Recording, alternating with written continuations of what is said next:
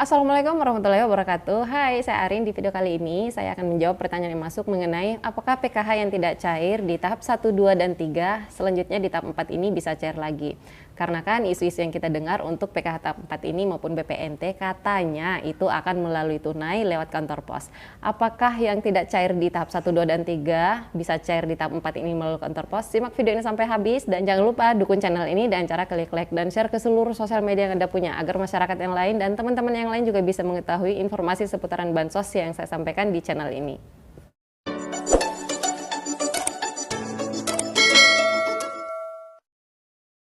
Oke, langsung saja mengenai pertanyaan yang masuk yang tidak cair di tahap 1, 2, dan 3 apakah akan cair di tahap 4 ini. Jadi jawabannya tergantung dari penyebab permasalahan bansosnya itu tidak masuk. Karena apa? Karena penyebab bansos PKH yang tidak masuk ini itu bermacam-macam juga. Ada yang karena datanya yang tidak padan, ada juga yang karena nicknya yang kadang berbeda, ada juga karena komponennya itu tidak bisa terbaca di pusat karena datanya yang tidak padan antara dapodik. Jadi kalau misalnya contohnya PKH-nya itu tidak masuk di tahap 1, 2, dan 3 dikarenakan ada datanya yang tidak valid antara DTKS dan juga Dukcapil. Kemudian karena kemarin pada saat ada pemutakhiran data, ternyata datanya telah dimutakhirkan dan berhasil disetujui oleh pusat, itu tidak menutup kemungkinan bisa jadi untuk PKH-nya bisa masuk lagi di tahap 4 ini. Tapi kalau penyebabnya seperti gagal OMSPAN, nah gagal OMSPAN ini kan biasanya yang berbeda itu datanya, data kependudukan yang berbeda dan juga data yang ada di bank. Nah apabila itu juga diperbaharui atau diperbaiki data dirinya yang ada di bank dan juga datanya yang dicapil diperbaiki juga, kemudian sudah padan semuanya, ada kemungkinan bisa cair lagi karena ada beberapa KPM yang mana sebelum-sebelumnya itu nggak cair karena penyebabnya juga gagal on spam, tapi karena diperbaiki datanya ada beberapa yang lolos dan disetujui akhirnya bisa cair lagi bansosnya. Nah, tapi kalau penyebab bansos PKH-nya itu tidak masuk dikarenakan data anaknya atau komponennya yang di Dapodik ini tidak bisa terbaca di pusat karena ternyata data anaknya yang ada di Dapodik itu berbeda dengan data yang ada di DTKS. Itu untuk memperbaikinya ya agak rumit ya, karena yang perlu diperbaiki di sini kalau memang data yang benar itu adalah data yang ada di data kependudukan anaknya yang benar, kemudian data yang ada di Dapodik yang salah, itu untuk memperbaikinya itu agak susah karena data yang ada di Dapodik itu kan otomatis itu yang tercatat di dalam ijazah anaknya ya, apalagi kalau anaknya sudah SMP atau SMA misalnya. Jadi kalau mau diperbaharui itu agak susah karena harus merubah data diri anaknya yang dari ijazah SD, SMP, dan juga SMA. Jadi mau nggak mau yang diperbaharui adalah yang di DTKS ini. Nah, kalau untuk diperbaharui yang di DTKS berarti data kependudukan anaknya yang harus diperbaharui juga lalu kemudian dimutakhirkan. Nah, kalau contoh yang seperti ini ada juga contoh kasus seperti ini yang pernah saya tangani tapi sampai saat ini itu belum berhasil aktif kembali datanya. Jadi kemungkinan untuk di tahap 4 ini kalau kasusnya yang seperti ini kecil kemungkinan akan bisa cair lagi bansosnya.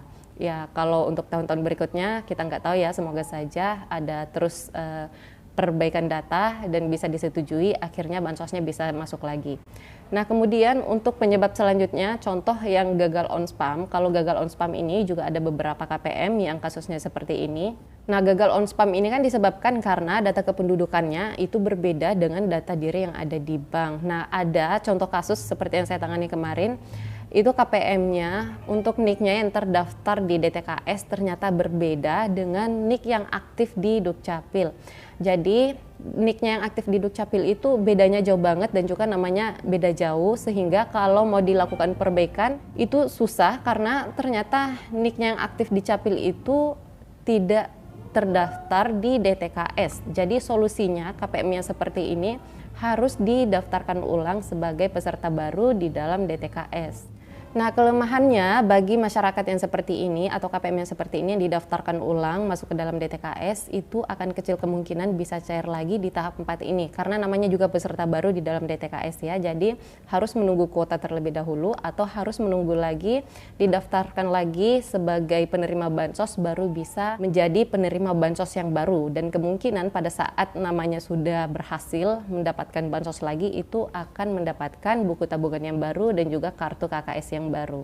Dan untuk bisa cairnya lagi di tahap 4 ini kecil kemungkinan, ya mungkin tahun-tahun berikutnya, tapi kami juga nggak tahu kepastiannya kapan baru bisa aktif lagi. Yang jelasnya untuk yang diusulkan baru sebagai peserta baru di dalam DTKS itu cukup makan waktu untuk prosesnya, dan untuk penetapannya kita juga belum tahu kepastiannya kapan. Yang jelasnya sudah diusulkan dan sudah diusahakan. Oke, lanjut di pertanyaan berikutnya ya. Di sini ada pertanyaan masuk juga. Katanya, apakah kalau PKH itu tidak cair di tahap 1, 2, dan 3, lalu kemudian cairnya di tahap 4, akan bisa double-double masuknya atau dirapel gitu ya, sekaligus masuk yang tahap 1, 2, dan 3-nya masuk di tahap 4-nya ini. Nah, kalau yang seperti ini, kembali lagi tergantung penyebab tidak masuknya tahap 1, 2, dan 3 itu apa.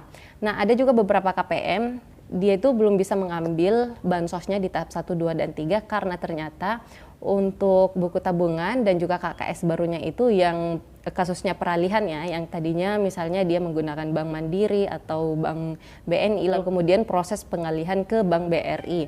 Nah, otomatis di tahap-tahap 1, 2, dan 3 dia belum bisa ngambil kan. Jadi di tahap 4 ini, pada saat sudah didistribusikan untuk kartu KKS yang baru dan juga buku tabungan yang baru, ya bisa jadi double masuknya, karena memang itu sudah masuk bansosnya di tahap 1, 2, dan 3, hanya saja belum bisa diambil karena kartu KKS-nya belum terdistribusi. Akhirnya pada saat diambilnya di tahap 4 nanti, itu bisa double masuknya atau bisa sekaligus 4 tahap sekaligus. Nah, tapi apabila penyebab bansos di tahap 1, 2, dan 3-nya itu tidak masuk dikarenakan permasalahan data kependudukan seperti yang saya sampaikan tadi, yang saya jelaskan tadi, itu tidak bisa double masuknya, karena untuk PKH dan BPNT ini berbeda ya. Kalau BPNT kan di tahun-tahun lalu, kalau misalnya nggak masuk di tahap-tahap sebelumnya atau di bulan-bulan sebelumnya, kemudian cair di bulan itu kan biasanya double-double, bahkan ada yang sampai 6 bulan sekaligus cairnya. Nah, kalau untuk PKH ini tidak seperti itu, karena PKH dan BPNT sudah jelas berbeda ya. Jadi kalau PKH itu belum ada kasusnya, kalau yang tidak aktif di tahap 1 atau di tahap 2, lalu kemudian cair lagi di tahap berikutnya, dan masuknya itu bisa double, 3 tahap sekaligus. Untuk kasus seperti itu belum pernah ada yang terjadi. Jadi kemungkinan kalau memang aktif lagi datanya di tahap 4 ini atau bansosnya masuk di tahap 4 ini, itu tidak bisa double seperti itu, tidak dirapel, tapi yang cairnya kemungkinan hanya 1 tahap itu saja. Oke, itu saja informasi yang dapat saya sampaikan. Nah, buat masyarakat atau KPM-KPM yang datanya tidak aktif di tahap 1, 2, dan 3, coba berkoordinasi langsung dengan pendamping sosialnya. Cari tahu bersama-sama penyebab permasalahan datanya itu ada di mana. Kalau memang Anda itu sebenarnya memang masih layak bantu secara sosial ekonomi, silahkan koordinasikan, dicari tahu bersama-sama dengan baik, dengan teliti, dengan sabar, bersama dengan pendamping sosialnya, dicari tahu penyebabnya, lalu kemudian diperbaiki apabila ada yang bisa diperbaiki.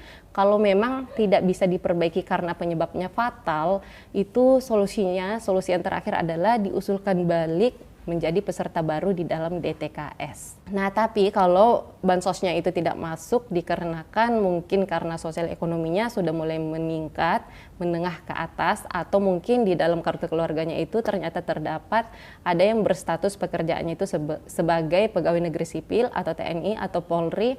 Nah, itu tidak bisa diusulkan lagi sebagai penerima bansos karena sudah otomatis terbaca di pusat kalau masyarakat ini atau Anda itu sebenarnya terbaca sebagai masyarakat yang tidak layak bantu karena sosial ekonominya berada di, karena pekerjaannya ini ya sosial ekonominya otomatis menengah ke atas, jadi tidak layak untuk menerima bantuan sosial. Dan juga kalau penyebab bansosnya itu tidak masuk karena komponennya tidak ada lagi ya, itu tidak bisa lagi diusulkan atau diperbaharui datanya, karena kalau untuk PKH ini kan syaratnya harus ada komponen. Nah, kalau komponennya sudah tidak ada lagi, itu artinya Anda sudah tidak termasuk memenuhi kriteria syarat-syarat sebagai penerima bansos PKH. Karena untuk mendapatkan bansos PKH ini yaitu tadi harus ada komponennya, dan komponennya itu ada 3. Yang pertama komponen kesehatan, kedua komponen pendidikan, dan yang ketiga komponen kesejahteraan sosial. Jadi kalau tidak ada komponen di dalam keluarganya, salah satu yang saya sebutkan ini, berarti tidak bisa mendapatkan bansos PKH lagi.